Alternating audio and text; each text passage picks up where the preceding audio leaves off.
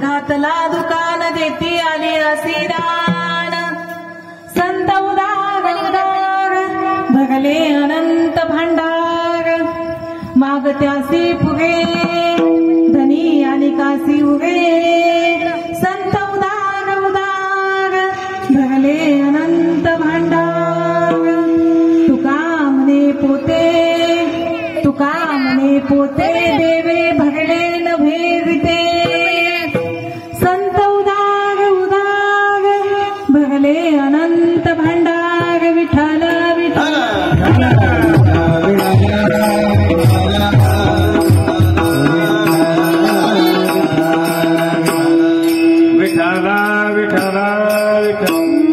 समचरण सरोजम सांद्रनीलांबुधाभम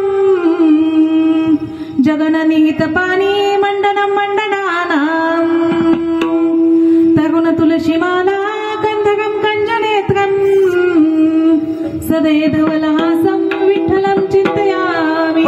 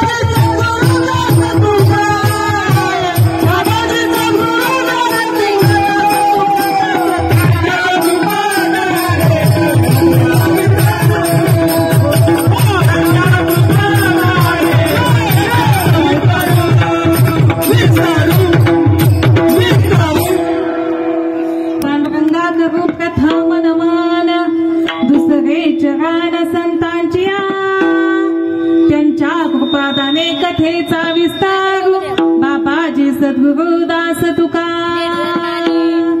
अलंकापुरी रम्य सिंहासनस्थं पदं भोज तेजस्फुरदिक् प्रदेशम् विदिन्द्रादिदेवैः सदा स्तूयमानं समाधिस्थमूर्तिं भजे ज्ञानदेवम्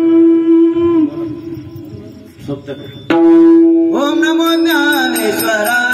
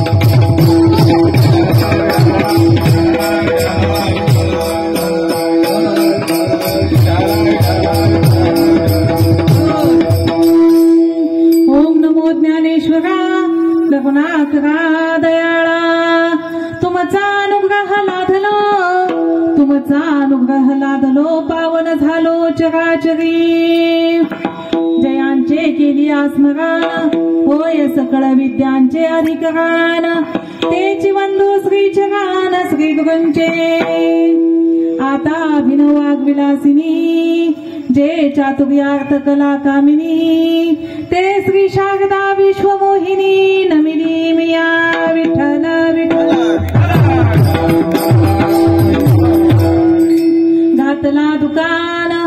घातला दुकान देती आली दान संत उदार उदार भरले अनंत भांडार.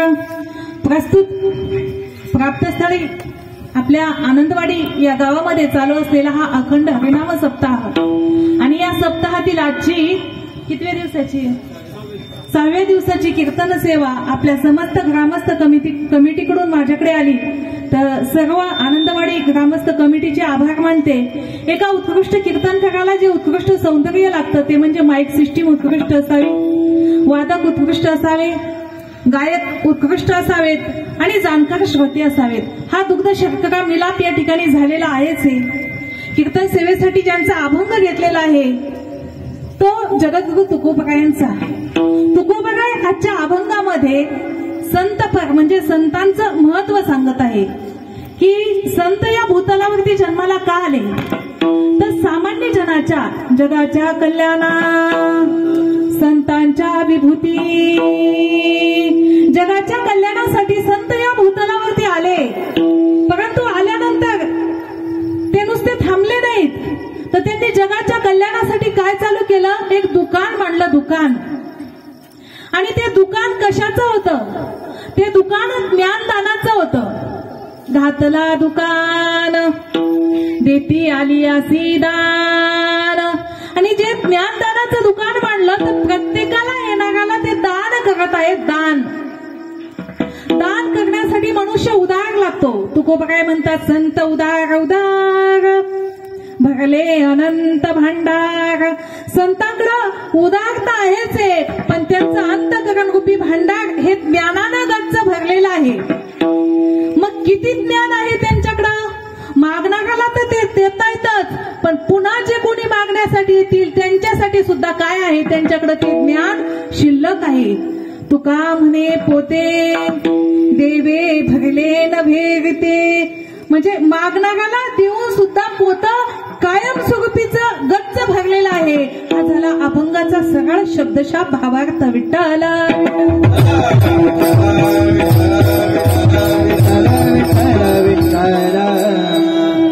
प्रथमतः आपण या भारत भूमीमध्ये जन्माला आलो हे आपलं एक महत् भाग्य आहे.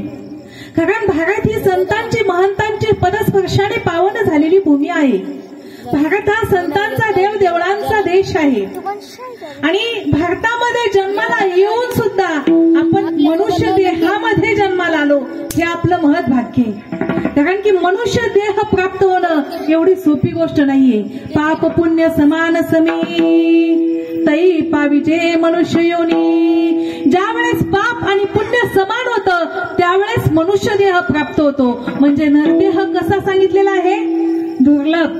नरदेह दुर्लभ जाना शतवर्षाची गणना 100 100 वर्षाचं आयुष्य दिलेलं आहे ते तरी आपण सगळेजण जगतो का? नाही जगत. 60-70 मध्येच हल्ली चाललेले आहेत. म्हणजे मनुष्य देह आपल्याला प्राप्त झाला हे एक महत् भाग्य आहे. परंतु मनुष्य देहाच्या नंतर आपण सगळेजण संत संगतीत आलो हे आपलं दुसरं महत् भाग्य आहे. कारण पशु काय पाप पुण्य जाणती, उत्तम मध्यम भोग भोगिती. पशूंना पाप पुण्य कळत नाही. म्हणजे आपण नरदेहात जन्माला आल्याच्या नंतर आपल्याला परमार्थ काय हे कळालं हे आपलं महत् भाग्य. काय पुण्य पाप हे जाणती, पुण्य पाप हे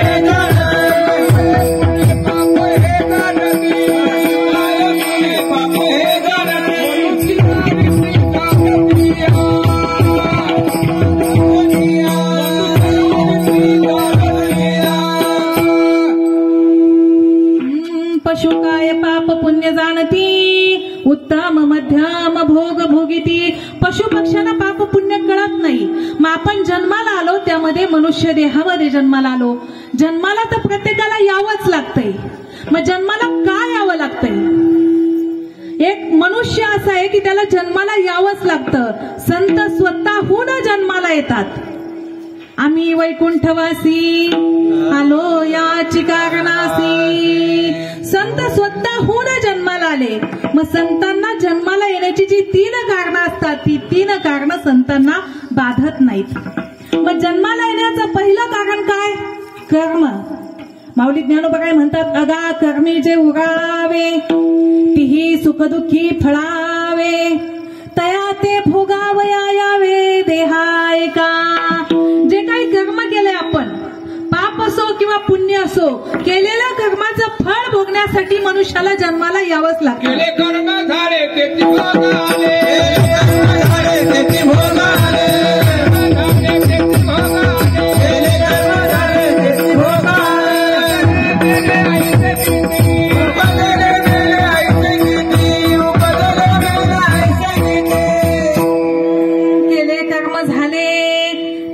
भोगा आले, उपजले मेले ऐसे किती. कितीतरी जन्माला आले आणि कितीतरी मेले. त्यांची गणना आहे का? आले ते जन्माला, पण कशासाठी आले? कर्माचं फळ भोगण्यासाठी जन्माला आले. मग संतांना कर्माची बाधा का होत नाही? संत जन्माला आल्यानंतर कर्म करत नाहीत का? संतांना संसार नाही का? संतांनाही संसार आहे, परंतु संतांना कर्माची बाधा होत नाही. का होत नाही? आणि कर्माची बाधा तुम्हा मलाच का होते? याचं कारण भगवंत सांगतात. संतांनी केलेलं कर्म संत भगवंताला अर्पण करतात. यत् करोषि यदश्नासी मदर्पणम. म्हणजे केलेलं कर्म कुणाला अर्पण केलं? आपण फक्त जेवणाच्या ताटावरती बसलो मग तिथेच म्हणतो ब्रह्मार्पणम ब्रह्महवी ब्रह्माग्नो ब्रह्मणा उत्तम ब्रह्मैव तेन गंतव्यम ब्रह्मकर्म समाधिना. आणि मग चालू करतो. फक्त जेवण जे करतो ते भगवंताला अर्पण करतो, परंतु केलेला कर्म भगवंताला अर्पण करतो का? नाही. संत कर्म भगवंताला अर्पण करतात. म्हणजे संतांना कर्माची बाधा होते का? नाही होत. मग जन्माला येण्याचं दुसरं कारण पाप. मग संतांना पाप आहे का? संतांकडून पाप होत नाही का? पाप जन्माला आलेल्या प्रत्येक जीवाकडून पाप होतं. पण ज्यावेळेस नामस्मरण केलं जातं त्यावेळेस नामस्मरणाने तो पाप काय होतं? नाहीच होतं. नामस्मरणाची ताकद एवढी आहे की पापाच्या पर्वतच्या पर्वत काय होतात? नाहीशे होतात. घेता नाम विठोबा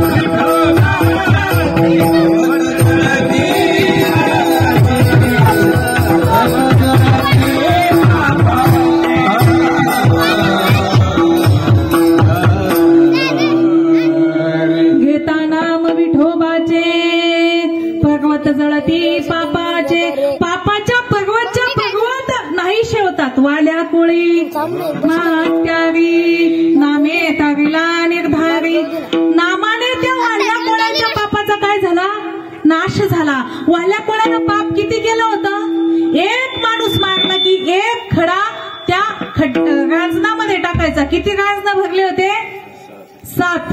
मग किती माणसं मारली असतील, किती पाप झाला असेल त्याच्याकडून.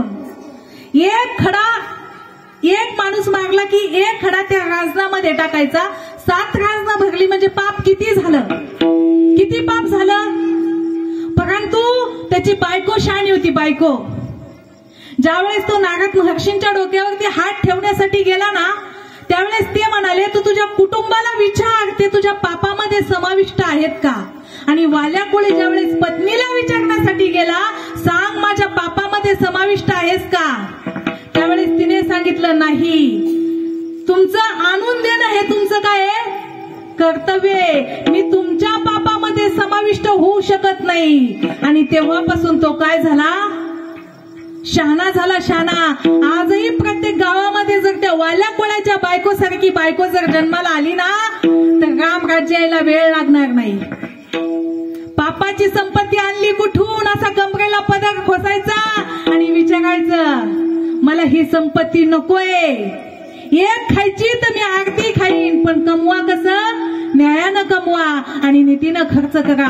तो वाल्या कोळी शहाणा झाला आणि त्याने नामस्मरणाला सुरुवात केली, तर त्याचं पाप काय झालं, पाप नाहीसं झालं. तो वाल्याचा वाल्मिक महर्षी झाला. ही ताकद कुणाची आहे, नामाची आहे. म्हणजे संतांना पापाची बाधा होत नाही. संत काय करतात, सतत सततम कीर्तयन्तो माम यतन्तश्च दृढव्रताः.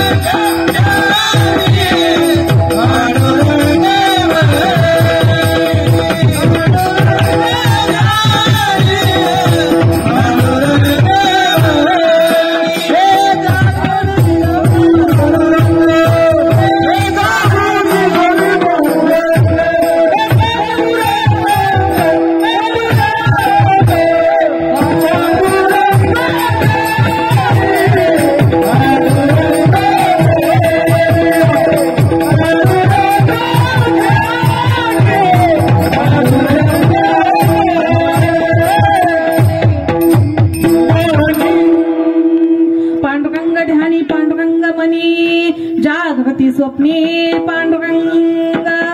म्हणजे रात्रंदिवस संतांच्या मुखामध्ये काय आहे, नामस्मरण आहे. एका जनार्दनी नित्य हरीचे चिंतन, एका जनार्दनी नित्य हरीचे चिंतन, एका जनार्दनी नित्य हरीचे चिंतन,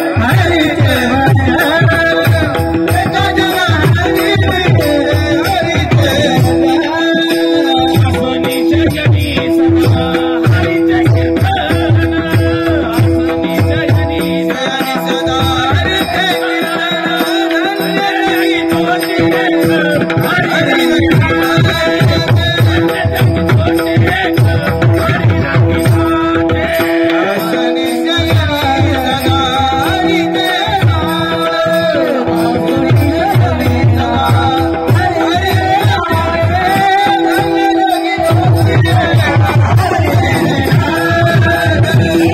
हरीचे कीर्तन, आसनीच्या जनी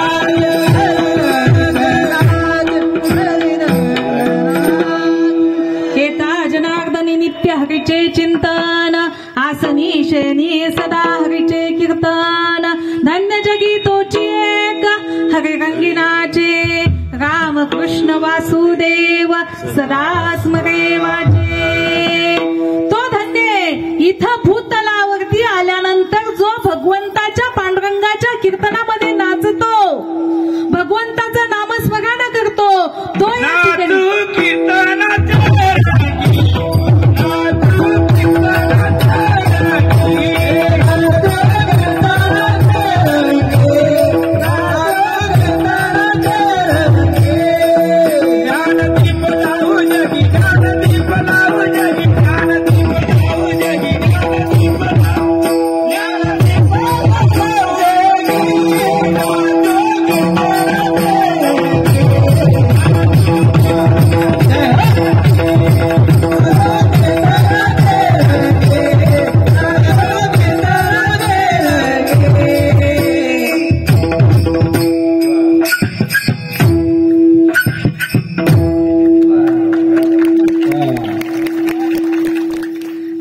कीर्तनाचे रंगी ज्ञान दीप लावू जगी. नाचायचं असेल तर नाचाव, पण नाचायचं कुठं?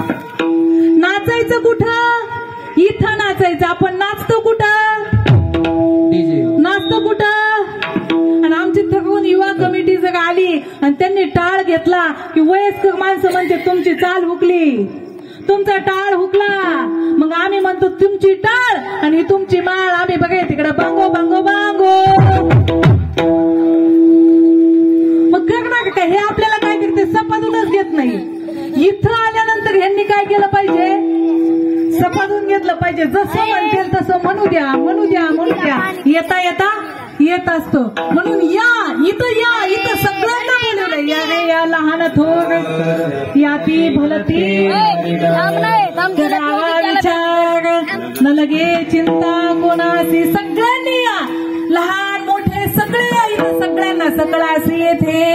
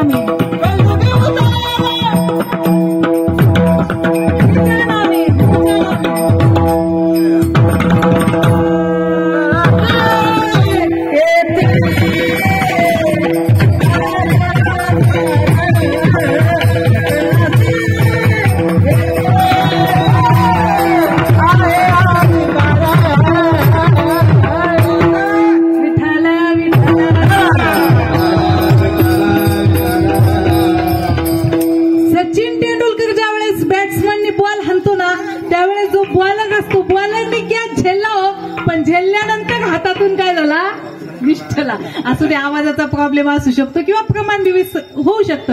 कारण गायन सोपं नाहीये. एक तर त्याला ते प्रमाण आठवणं आणि त्या व्यक्तीला पुन्हा त्या प्रमाणाला चाल आठवणं, ह्या सोप्या गोष्टी आहेत का? आणि योग्य वेळी योग्य प्रमाण देणं म्हणजे तो बॉल त्याच वेळेत झेलणं. नंतर झेलून उपयोग आहे का खाली पडल्याच्या नंतर? म्हणजे सगळ्या गोष्टी सोप्या नसतात. विठ्ठल विठ्ठल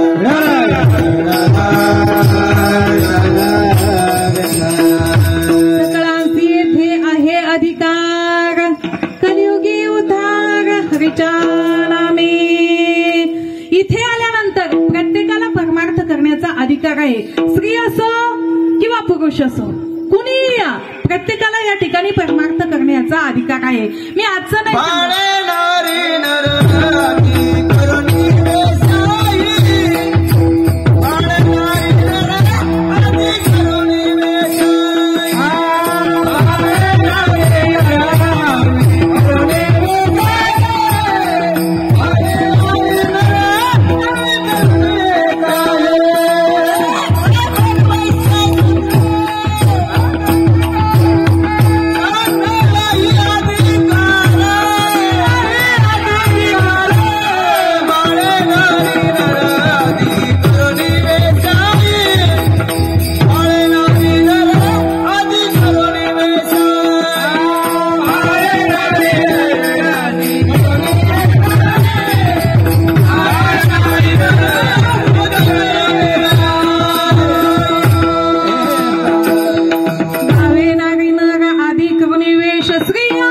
अमावस्या त्यावेळेस नामदेवांचं कीर्तन चालू असायचं.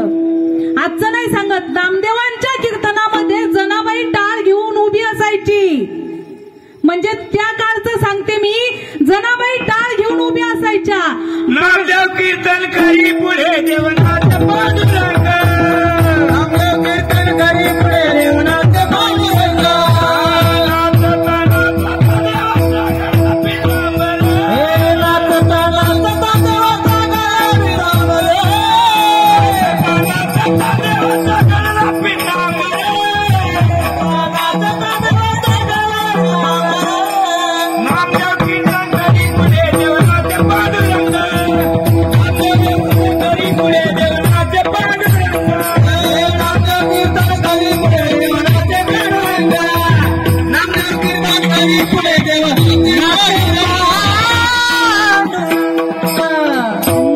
नामदेव कीर्तन करी पुढे देवनाचे पांडुरंग, नाचता नाचता देवाचा गळा पितांबर.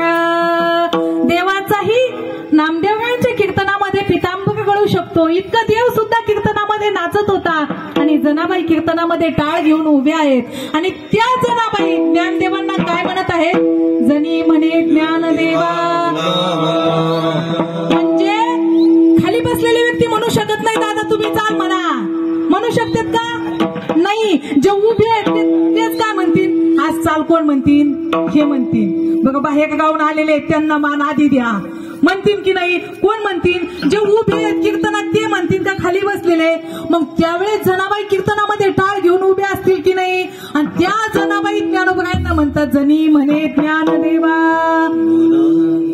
म्हणजे या ठिकाणी अधिकार प्रत्येकाला आहे. या तुम्ही इथं आणि नामस्मरणाने पापाची काय करा?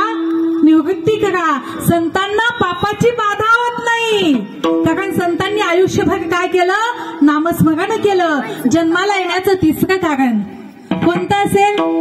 ओळखा पाहू. जन्माला येण्याचं तिसरं कारण सांगा. मी 2 सांगितले तुम्हाला.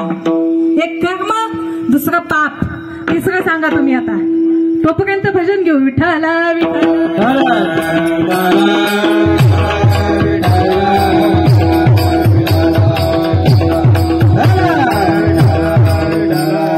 सांगा. जन्माला येण्याचं तिसरं कारण. वा, टाळी वाजवा ताईंसाठी. जन्माला येण्याचं तिसरं कारण वासना. जड भरत राजा हरणी गर्भा गेला, घाला तो घातला वासनेने. वासनेचा संग होय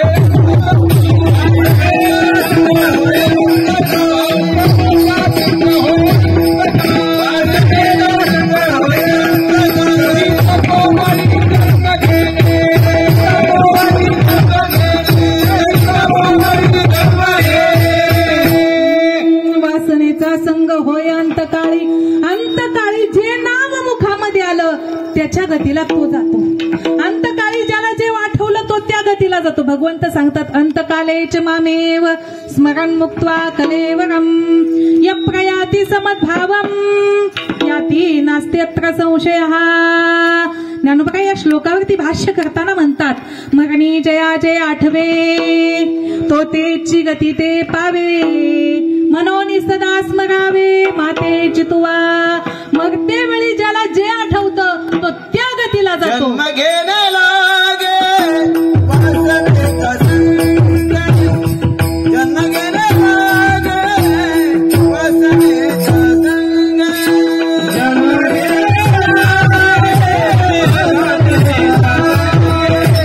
जन्म घेणे लागे वासनेचा संग. हरि रूप हरि मुखी गाता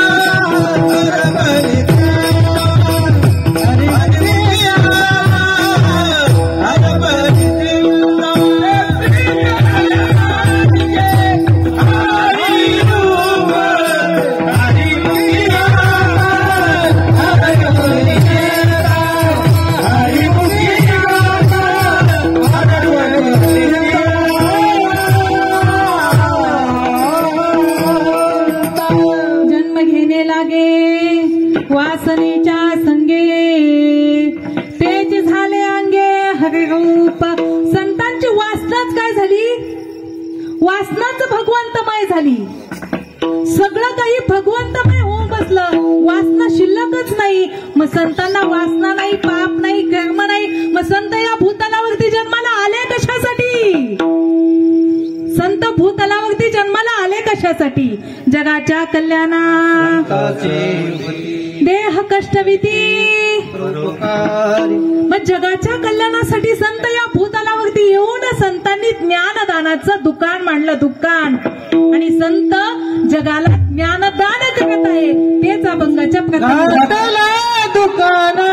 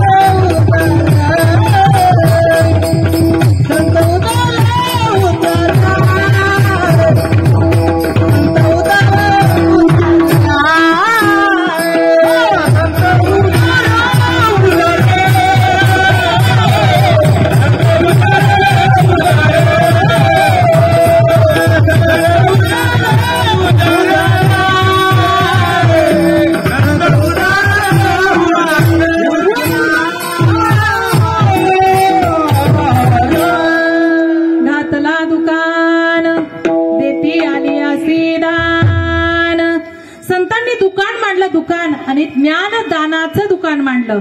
म्हणजे संत दान करत आहेत. दान दान करण्यासाठी माणसाकडे 3 गोष्टी लागतात. 3 किती गोष्टी लागतात?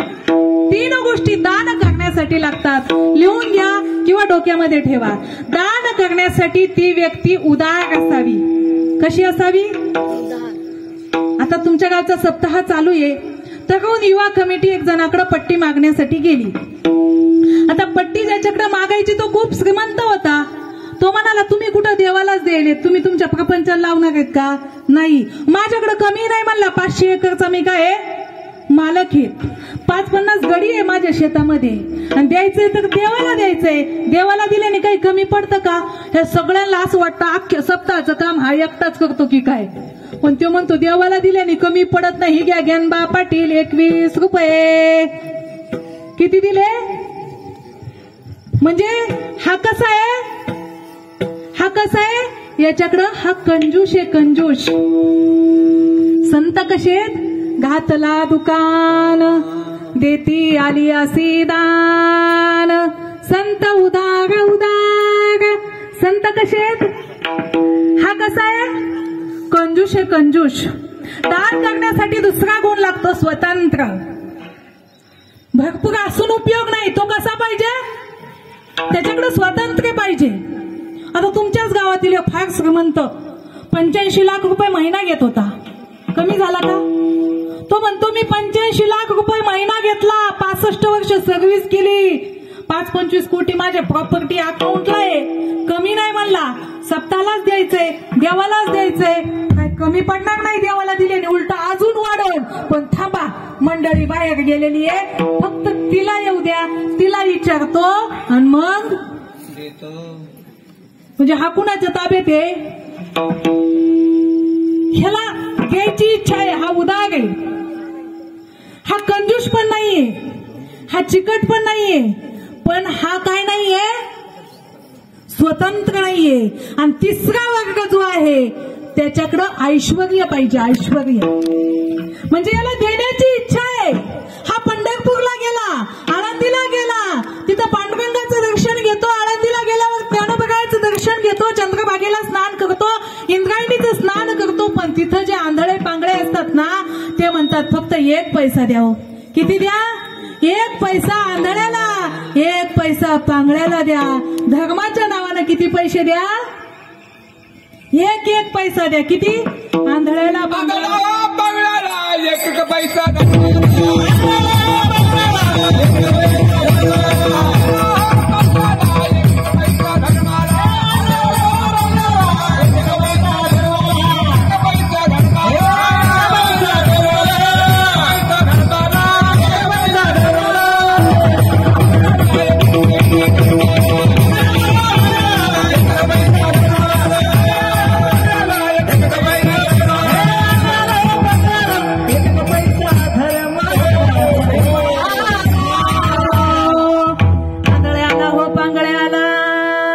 एक एक पैसा धर्माला.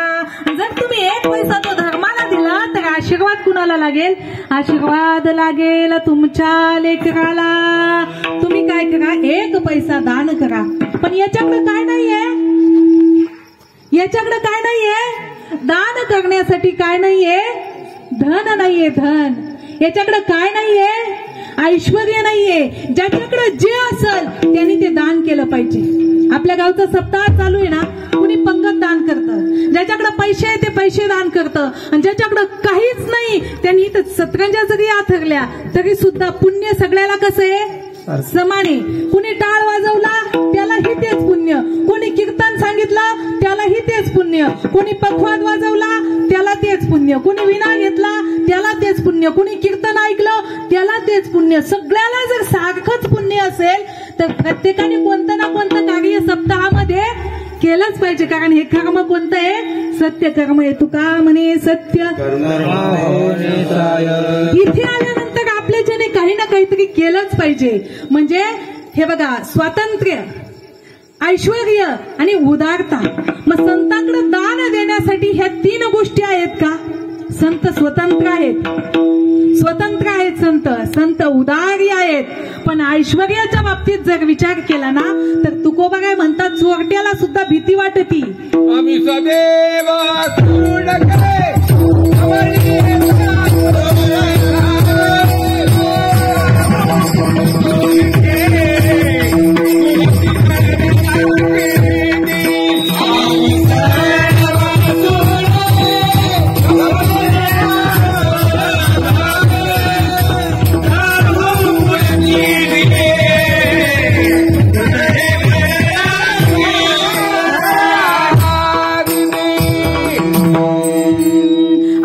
सदैव सुडके जवळी येता चोर धाके, जाऊ पुढती भिके कुत्री घर राखीती. आमचं घर कोण राखीत?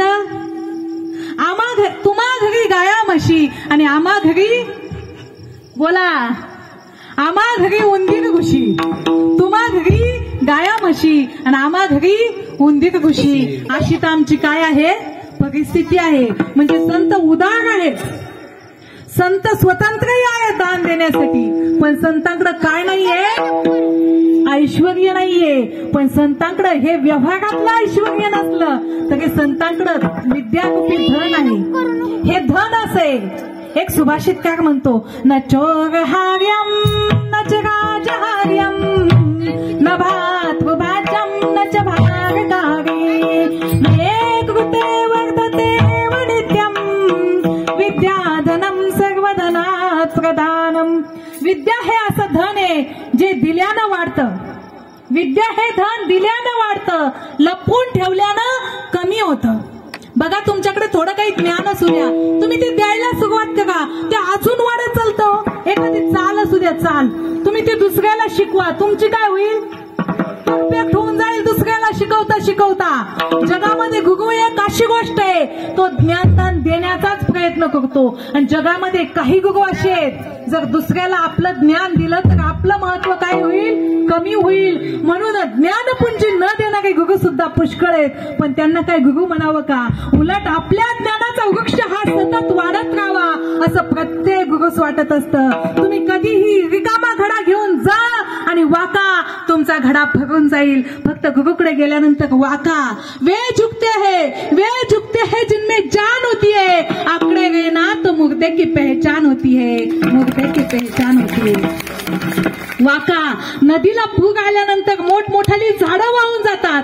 तुकोबा काय म्हणतात, महापुरे झाडे जाती तेथला व्हाळे वाचती.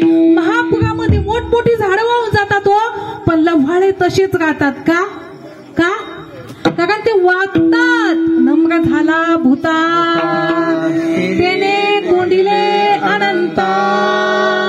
जो नम्र झाला ना तो देवाला सुद्धा ताब्यात ठेवू शकतो. फक्त नम्र झालं पाहिजे. जो जगामध्ये वागतोय ना हात जोडतात, 5 वर्षातून एकदाच हात जोडतात, पण काय होतात काय होते, जो वाकला ना तो जिंकला. लहानपण देगा देवा